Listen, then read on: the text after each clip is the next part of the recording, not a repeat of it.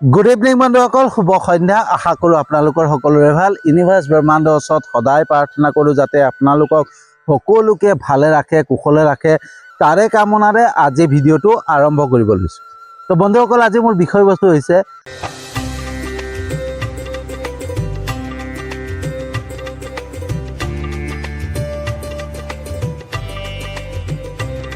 মানুহ নিজেই নিজৰ উদ্ধাৰো পতনৰ কাৰণ।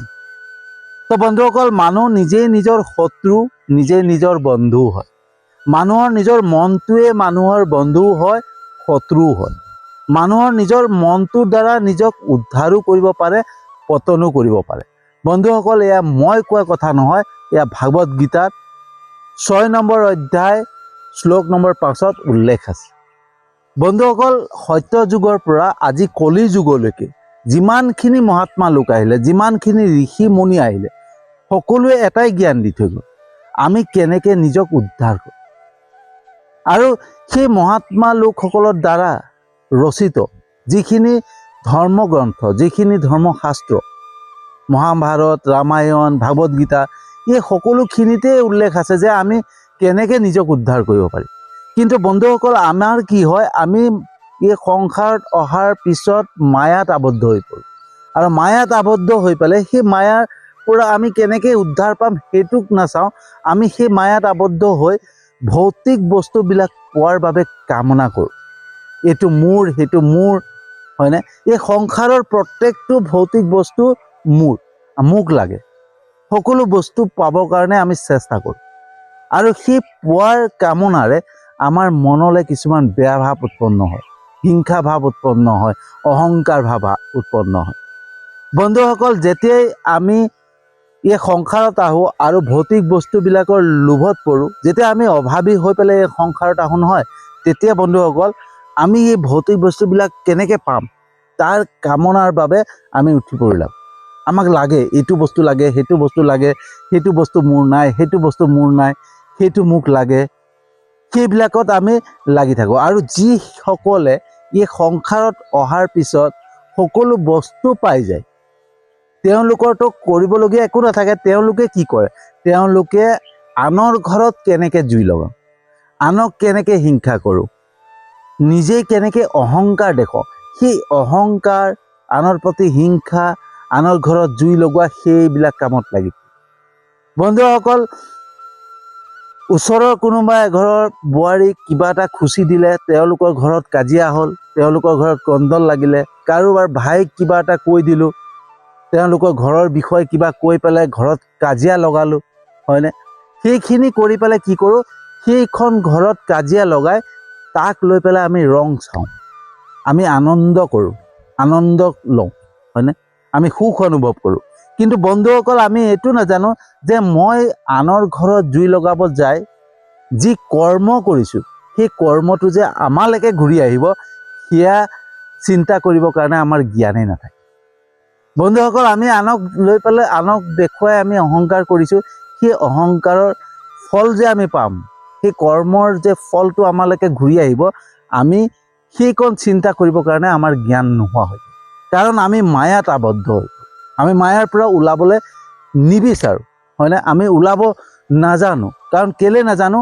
আমি নামঘৰত গৈছোঁ, ভাগৱত পাঠ নামঘৰত কৰি আছে, ভাগৱত পাঠ শুনিবৰ কাৰণে আমি গৈছোঁ, শুনিছোঁ, চাকি বন্তি জ্বলাইছোঁ, হাত চাপৰি বজাইছোঁ, মাহ প্ৰসাদ খাই ঘৰলৈ ঘূৰি আহিছোঁ। কিন্তু ভাগৱত গীতাখনত কি উল্লেখ আছে, কি ক'ব বিচাৰিছে, সেই কথা আমি কোনোদিন জানিব চেষ্টাই নাই কৰা।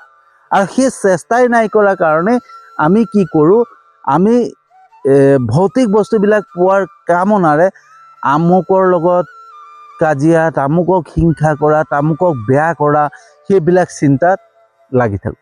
কাৰণ সেইবিলাক এটা কাৰণেই কৰোঁ, কাৰণ আমি নাজানো যে আমি এই সংসাৰত আহিছোঁ আৰু এই মায়াত জালত সোমাই আমি নিজক উদ্ধাৰ কৰি, এই মায়াৰ জালৰ পৰা নিজক উদ্ধাৰ কৰি, আমাৰ আত্মাটোক উদ্ধাৰ কৰি কেনেকৈ লৈ যাব পাৰোঁ, সেইটো কাৰণেহে এই সংসাৰত আহিছোঁ।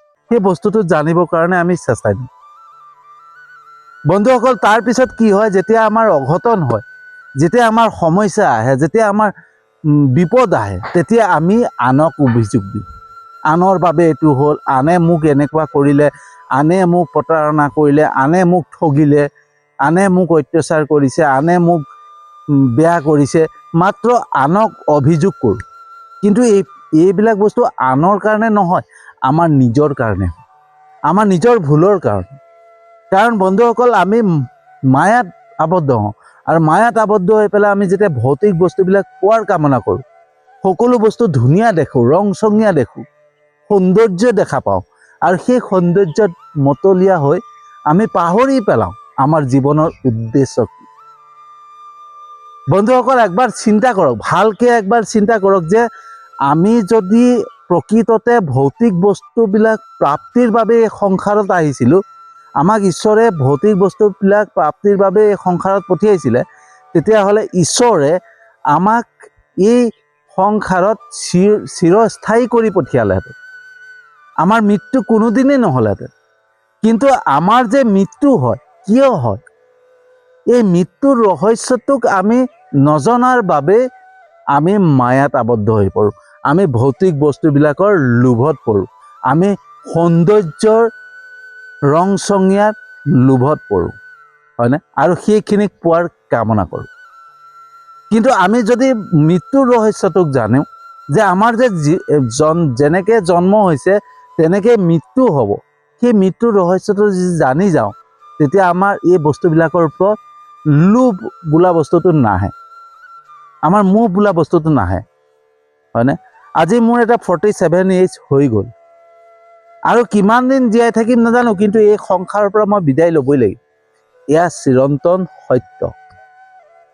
আৰু আমি এই সংসাৰত আহিছোঁ কিয়? আমি নিজক উদ্ধাৰ কৰিবৰ কাৰণে, আমাৰ নিজৰ আত্মাটোক উদ্ধাৰ কৰিবৰ কাৰণে, না কি আমি এই সংসাৰৰ মায়াত আবদ্ধ হৈ, সৌন্দৰ্যত মতলীয়া হৈ, হয়নে, ভৌতিক বস্তুবিলাকৰ লোভত পৰি আমি পাহৰি পেলাওঁ যে আমাৰ জীৱনৰ উদ্দেশ্য কি, হয়নে? তো বন্ধুসকল, আমাৰ সেইটোৱে ভুল। আমি নামঘৰত যাওঁ, ভাগৱত পাঠ কৰি থাকে, কিন্তু ভাগৱত পাঠৰ সেই উদ্দেশ্যবিলাক, ভাগৱত পাঠত আমাক কি শিকাব চেষ্টা কৰিছে, সেইখিনি আমি কোনোদিন জানিবই চেষ্টা নকৰোঁ। বন্ধুসকল, যেনেকৈ এটা মেচিনেৰী বস্তু বা কিবা এটা যন্ত্ৰ আমাৰ ঘৰলৈ আনিছোঁ, ইস্ত্ৰি এটাই আনিছোঁ, টিভি এটাই আনিছোঁ, ফ্ৰিজ এটাই আনিছোঁ, ৱাশ্বিং মেচিন এটাই আনিছোঁ, সেই বস্তুটো অনাৰ লগে লগে তাত এখন মেনুৱেল থাকে, কেনেকৈ মেচিনটো আমি চলাম, হয়নে, কেনেকৈ পৰিচালনা কৰিম, সেইটোৰ কাৰণে এখন মেনুৱেল থাকে, আৰু সেই মেনুৱেলটো চাই আমি সেই মেচিনটো ইউজ কৰিব পাৰিম, ব্যৱহাৰ কৰিব পাৰিম। ঠিক তেনেকৈ বন্ধুসকল, আমাৰ জীৱনটোক আমি কেনেকৈ চলাই নিম, সেই তাৰ বাবেও এখন মেনুৱেল আছে। সেই মেনুৱেলখনেই হৈছে ভাগৱত গীতা। আমি ভাগৱত গীতাখন যদি ভালকৈ অধ্যয়ন কৰোঁ নহয়, আমাৰ জীৱনটোক আমি কেনেকৈ চলাই নিব লাগে সেইটো আমি জানিম। কিন্তু বন্ধুসকল, আমি কোনোদিন ভাগৱত গীতা অধ্যয়ন কৰিব বা তাৰ পৰা জানিব চেষ্টাই কৰা নাই যে ভাগৱত গীতাত কি আছে, ৰামায়ণত কি আছে, মহাভাৰতত কি আছে, সেইখিনি আমি জানিবই চেষ্টা কৰা নাই। আৰু জানিব চেষ্টা নকৰাৰ বলতে আমি সমস্যাত পৰোঁ, বিপদত পৰোঁ, আনক হিংসা কৰোঁ, আনৰ প্ৰতি বেয়া ভাৱ ৰাখোঁ, আনৰ বস্তু আত্মসাৎ কৰাৰ চেষ্টা কৰোঁ, হয়নে? তো ভাবক, চিন্তা কৰক, যদি আমাক ঈশ্বৰে সেইখিনি ভৌতিক বস্তুবিলাকৰ প্ৰাপ্তিৰ বাবে পঠিয়ালেহেঁতেন, তেতিয়াহ'লে আমাক চিৰস্থায়ীকৈ পঠিয়ালেহেঁতেন, যে যা, তোমাক এই সংসাৰত মই চিৰস্থায়ীকৈ পঠিয়াইছোঁ, তুমি যিমান পাৰা ভৌতিক বস্তুবিলাক, ঘৰ লাগে, বাংলা লাগে, মাটি বাৰী যি লাগে চব লৈ লোৱা, তুমি ঘটা মাত্ৰ, তুমি ধনী হৈ থাকিবা, ৰজা হৈ থাকিবা। কিন্তু আমাৰ মৃত্যু কেতিয়াও নহ'লেহেঁতেন। কিন্তু আমাৰ মৃত্যু কিয় হৈছে? এবাৰ ভালকৈ চিন্তা কৰকচোন, আমাৰ মৃত্যু কিয় হয়? এটা কাৰণেই হয়, কাৰণ এই সময় এটা দিয়ে আমাক, আমাৰ নিজৰ আত্মাটোক উদ্ধাৰ কৰিবৰ কাৰণে এটা সময় দিয়ে।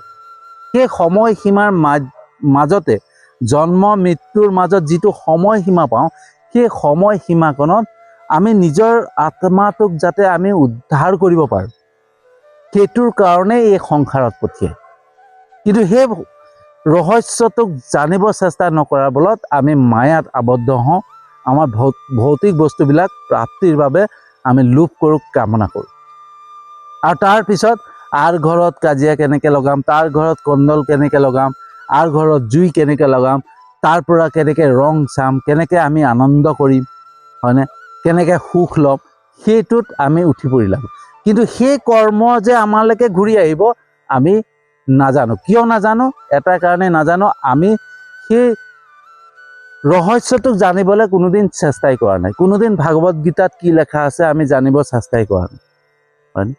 সেইটো কাৰণে বন্ধুসকল, ডিঙিত গামোচাখন লৈ চুৰিয়াখন পিন্ধি নামঘৰলৈ গ'লেই ভকত নহয়, হয়নে? গামোচাখন পিন্ধিছোঁ, গামোচাখন ডিঙিত লৈছোঁ, চুৰিয়াখন পিন্ধিছোঁ, ৰাম নাম গৈ পেলাই নামঘৰত গান মানে প্ৰাৰ্থনা কৰিছোঁ, হয়নে, ঘোষা পঢ়িছোঁ, চব কৰিছোঁ, কিন্তু মনৰ ভিতৰত আছে হিংসা ভাৱ, অহংকাৰ ভাৱ, ক্ষোভ ভাৱ, ভৌতিক বস্তুবিলাকৰ লোভ ভাৱ, এইবিলাক যদি আছে প্ৰকৃততে সেইজন প্ৰকৃত ভকত নহয়। ভকত সেইজন হ'ব যি সকলো জ্ঞান থাকিব, সকলো শাস্ত্ৰৰ জ্ঞান থাকিব, হয়নে? এজন ভকতৰ অন্তৰত সদায় ক্ষমা, দয়া, ক্ষমা, সহনশীলতা, ধৈৰ্য, সমভাৱ, সমদৃষ্টি, বৈৰাগ্য, এইবিলাক ভাৱ থাকিব, হয়নে? শ্ৰদ্ধা, ভক্তি, এইবিলাক থাকিব। এজন ভকতৰ মনত যদি অন্তৰত মই ধুতি পিন্ধিছোঁ, গামোচা পিন্ধিছোঁ, নামঘৰত গৈছোঁ, ভকত নহয়। ভকত সেইজন হ'ব যাৰ মনত দয়া, ক্ষমা, সহনশীলতা, ধৈৰ্য, সমভাৱ, সমদৃষ্টি, শ্ৰদ্ধা, ভক্তি, এইবিলাক থাকিব। কিন্তু যি মনত অহংকাৰ পুহি ৰাখিছে, যি মনত হিংসা ভাৱ পুহি ৰাখিছে, যি মনত আনৰ প্ৰতি বেয়া ভাৱ, আনৰ প্ৰতি ক্ষোভ ভাৱ ৰাখিছে, এই ভৌতিক বস্তুবিলাক পোৱাৰ লোভ ৰাখিছে, কামনা ৰাখিছে, সেইজন কেতিয়াও ভকত নহয়। আৰু সেইকাৰণে বন্ধুসকল, আমি সমস্যাত পৰোঁ, বিপদত পৰোঁ। আমাৰ অকস্মাতে কিবা এটা দুৰ্ঘটনা হৈ যায়, আমি যেতিয়া মনত বেয়া ভাৱ ৰাখিম, হিংসা ভাৱ ৰাখিম, আনৰ ঘৰত কেনেকৈ জুই লগাম সেই ভাৱটো ৰাখিম, আনৰ ঘৰত কাৰোবাৰ ঘৰৰ সদস্য এজনক বেয়াকৈ লগাই সেই ঘৰখনত কাজিয়া লগাইছোঁ, সেই ঘৰখন মানে অশান্তি কৰিছোঁ, সেই বস্তুটো যে আমালৈকে ঘূৰি আহিব আমি কোনোদিন নাজানো, কিন্তু সেই বস্তুটো আমালৈকে ঘূৰি আহে। বন্ধুসকল, আমি আনক যেনেকৈ ব্যৱহাৰ কৰিম তেনেকৈ আমাৰ জীৱনতো ব্যৱহাৰ হ'ব, কিন্তু কেনেকৈ হ'ব, সেই কৰ্মটো আমালৈকে কেনেকৈ ঘূৰি আহিব সেইটো নাজানো, কিন্তু কিবা এটা ধৰণে আমালৈকে ঘূৰি আহিব। আমাৰ ঘৰতো অশান্তি হ'ব, আমাৰ ল'ৰা ছোৱালীৰ মাধ্যমেৰে আমাৰ ঘৰখন অশান্তি হ'ব, মোৰ ৱাইফৰ দ্বাৰা মোৰ ঘৰখন অশান্তি হ'ব, মোৰ ভাইটিৰ দ্বাৰা মোৰ ঘৰখন অশান্তি হ'ব, কাৰোবাৰ দ্বাৰা ঘৰখন অশান্তি হ'ব যেতিয়া আমি আনৰ প্ৰতি বেয়া ভাৱ ৰাখিম, হয়নে? তো বন্ধুসকল, মানুহ নিজেই নিজৰ উদ্ধাৰো পতনৰ কাৰণ হয়। কাৰণ এটা কাৰণে যে আমি সেই বস্তুবিলাক জানিব চেষ্টা কৰোঁ, হয়নে?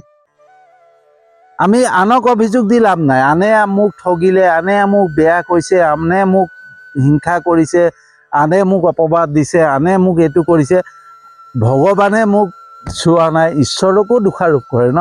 তো আমি আনক দোষাৰোপ কৰি আনক অভিযোগ দি লাভ নাই, আমি নিজেই নিজৰ গুৰু হ'বলৈ শিকিব লাগিব, হয়নে?